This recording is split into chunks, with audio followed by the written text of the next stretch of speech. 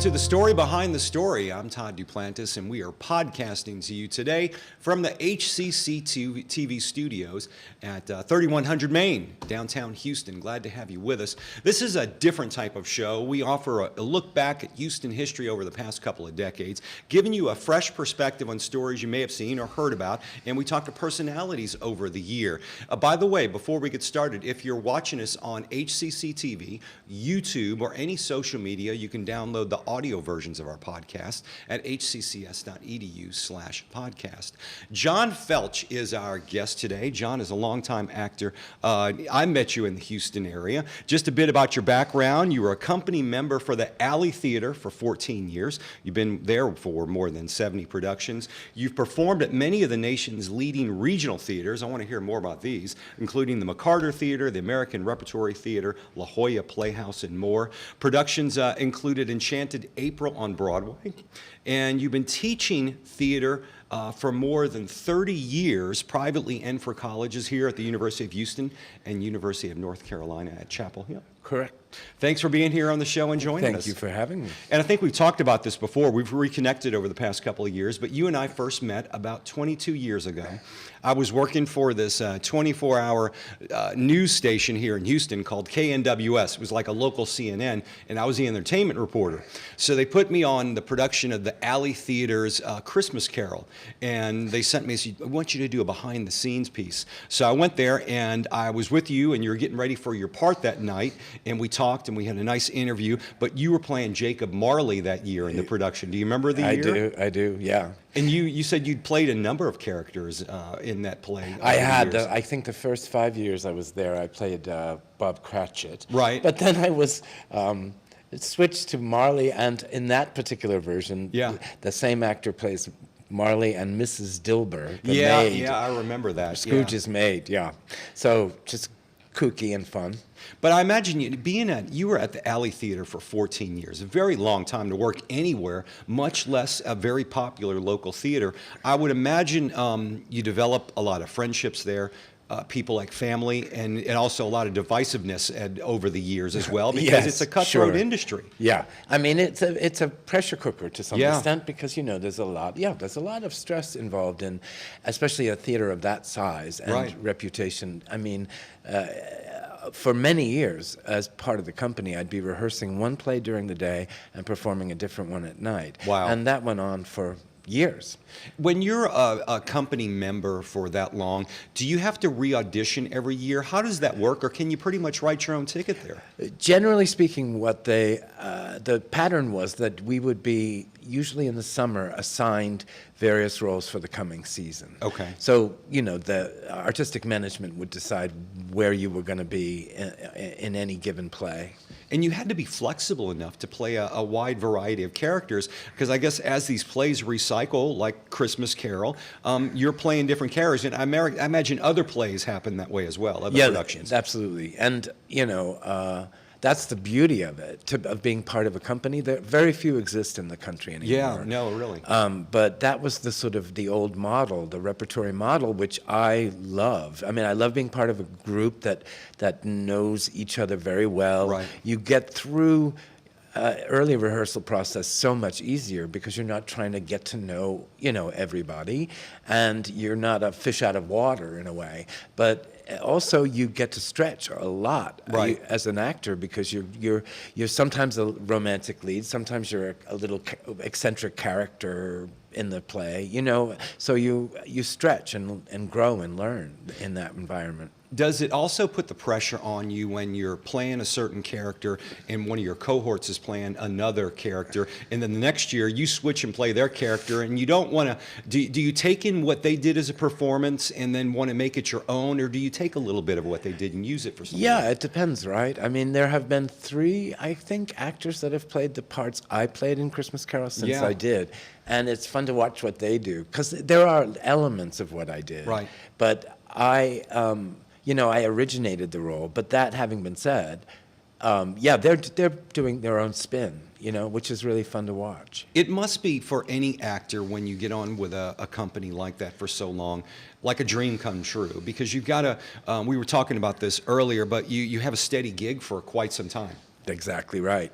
I mean, it's extremely rare for an actor, a theater actor in this country, to know what you're going to be doing in 6, 8, 9 months. You know what I mean? Right. It's very rare. And for instance, right now I'm a freelance actor, and I've just done 4 plays in a row, which is fantastic. I'm very fortunate to have done. But now I'm in that zone again of not knowing what comes next. Right. You know? And there's the fear of the unknown, but things are going to work out one way or another. Right. Something's going to happen with that. You were most recently with AD Players, Correct. And you were in Guess Who's Coming to Dinner? Right. And tell me about the role you played there and what that production was like. That, it's so interesting because the movie of that story existed before the play. This is an adaptation of the movie. Of the movie. And the movie was in 1967. Yeah. So Sydney this is a 48. 50-year-old story. Yeah. And I thought when initially approached to do it, I thought, well, why is there any relevance to this now? And I was so completely wrong and surprised because audiences flock to it, and unfortunately, the race relation aspect of it is still pertinent. There seems to be with well-written pieces to where you can take bits and pieces out of those plays, whether we go back to Shakespeare or the Greeks, to where they still come and they are relevant to today. Yes, absolutely. And so I played the father who, his daughter is coming home from an internship in Hawaii and happens to bring a black man, a doctor, with her and say that we're in love and we're going to get married. And so what ensues is, both with my wife and I and with the parents of Dr. Prentice, this enormously tense exchange about what's their future going to be and can they approve of this marriage. And, the guy I'm playing owns and runs a newspaper. He's a sort of famous liberal activist. And yet, because it's his daughter... Yet, wait a second here. This is my kid we're talking about. Things have changed. Right. Yeah. And he doesn't want her to be in danger, and et cetera, et cetera. So it was a really interesting and fun role to play because he's conflicted. Right. And the AD Players, that's been around for quite some time, too. Long time. They're a long-time theater and very successful play. Do you hope to maybe do something with them in there? Oh, yeah, very much so, yeah. I loved working there. Everyone was so kind and constructive, and it was a really, really lovely atmosphere there. I want to talk more about I know you directed plays before as well. I want to talk more about that. I want to talk about your favorite theaters around the country. But when we come back, I want to talk about the Houston market. Is it unique? Is it a flourishing market? Things like that to give folks an idea of what theater's like here in Houston, Texas. Great. We're talking with John Feltch today, longtime Houston actor, and we're going to have more on the story behind the story. I'm Todd Duplantis. We'll be back right after this.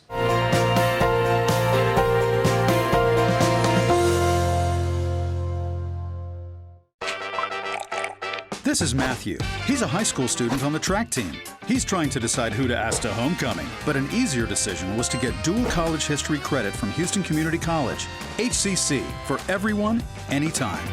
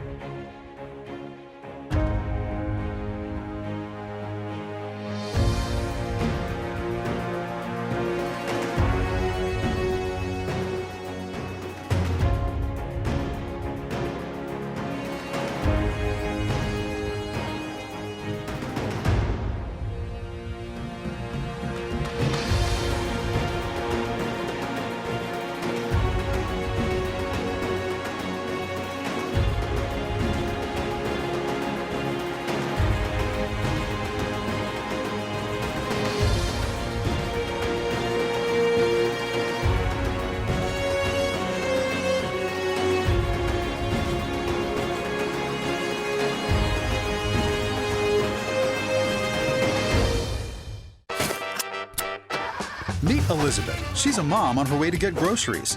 She's also on her way to getting an associate's degree at Houston Community College that could help provide for her family. HCC, for everyone, anytime.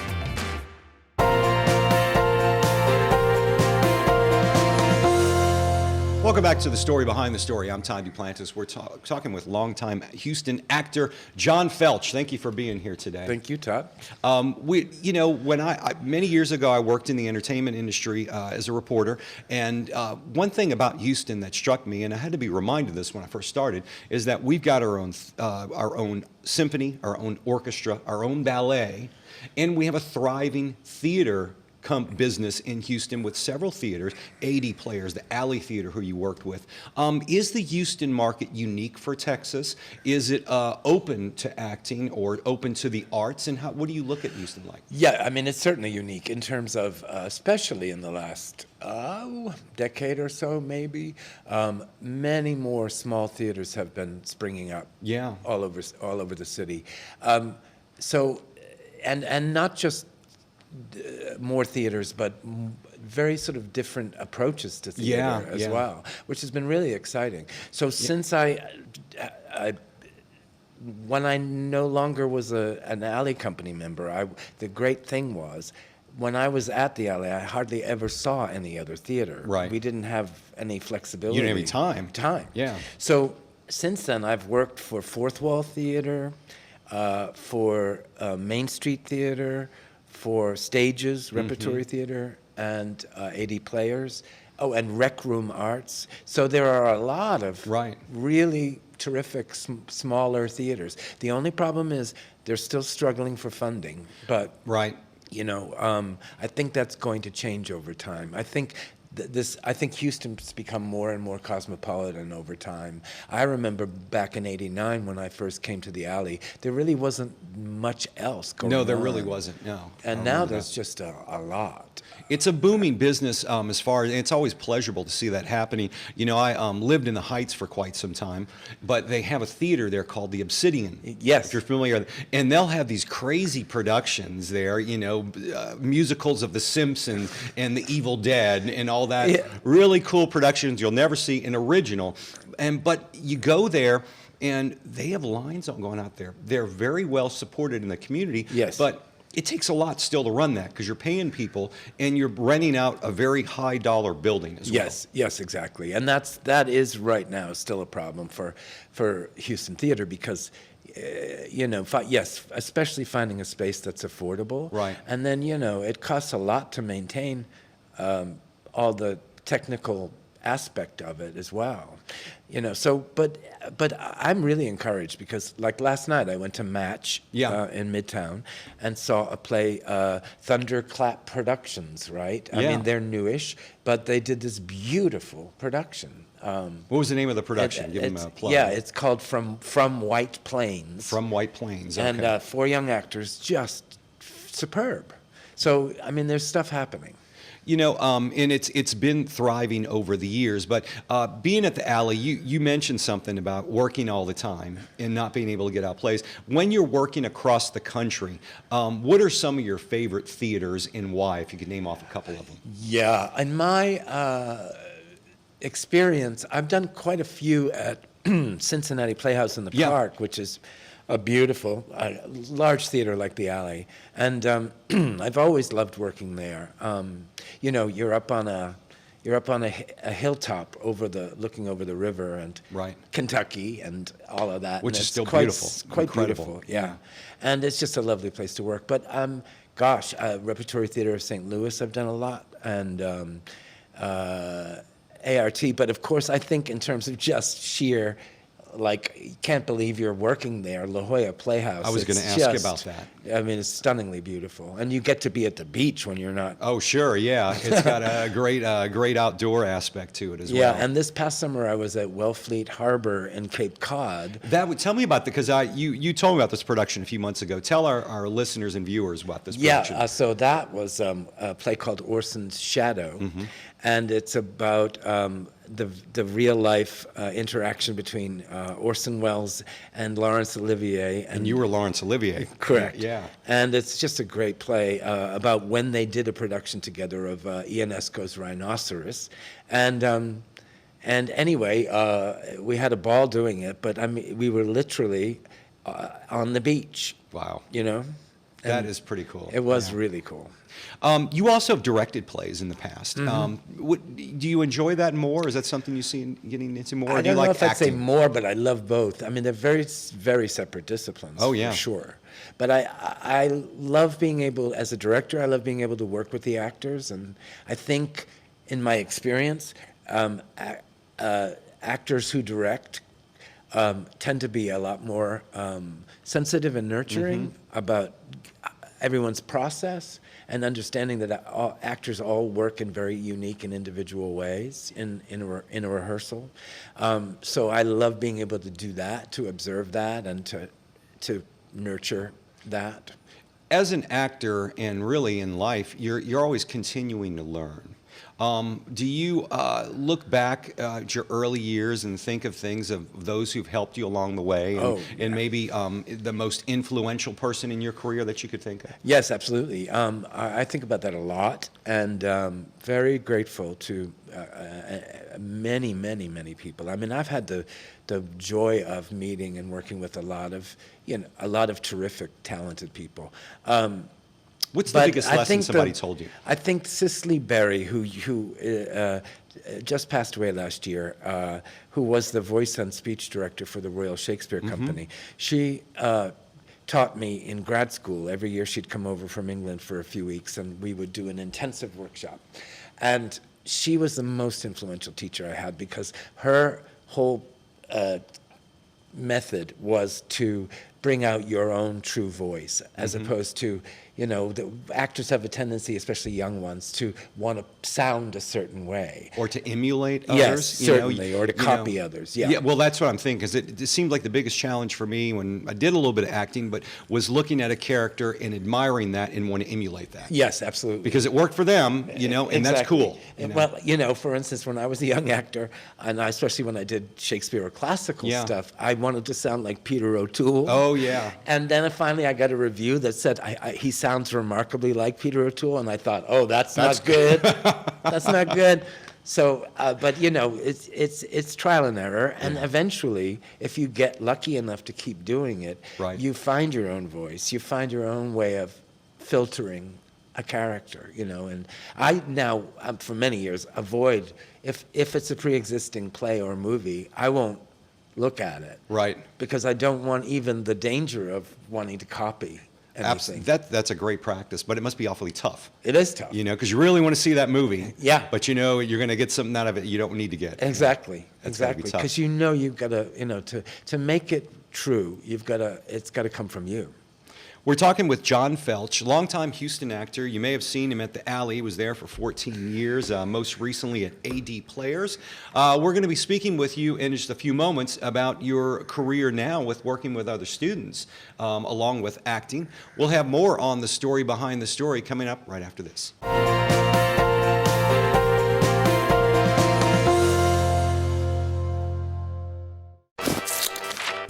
This is Mac.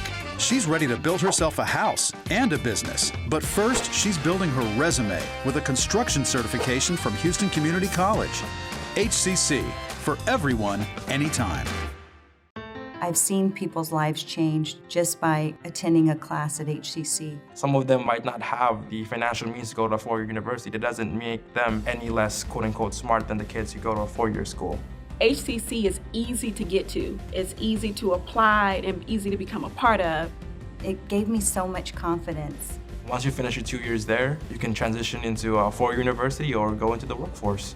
It's affordable, it's accessible, it changes lives.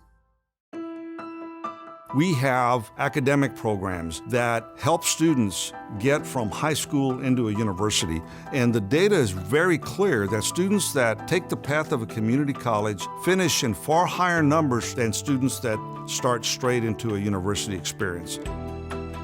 Our students can achieve a baccalaureate degree in multiple fields from the universities in the area without ever leaving Houston Community College.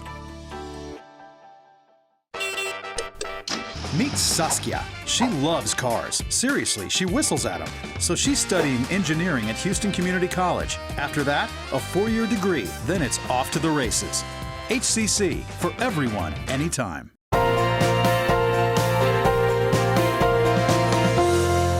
You're You're back watching The Story Behind the Story on HCC TV. I'm Todd Duplantis with John Feltch, longtime Houston actor. Thanks for being here again today. Thank you. You know, I always wanted to ask, being an actor, how do you measure success with a production? Because some of the best plays may have been ones that a lot of people didn't get a chance to see, some of the best performances. So as an actor, how do you measure that? That's a really good question, because you can't really make it the popularity of a thing the litmus test, because there's plenty of things I've been in that sold a lot of tickets that I didn't feel were particularly special. Right. And then, yes, you're right. I've been doing, for instance, in the last couple of years, and I'm really happy, I've been doing a lot of real brand new plays, you know, or, in a couple of cases, world premieres. And they had varying degrees of success. I mean, critically, they all did well, but that didn't mean they were going to sell tickets. Sure. Because they weren't a known Didn't know them. Yeah, right. quantity. So it's tricky, because I've loved the last 5 shows I've done, all newish plays that didn't have a whole lot of name recognition, you know? Yep. And you're working now with students. You teach at U of H, and you've done some teaching at UNC Chapel Hill. And you also teach privately as well as students.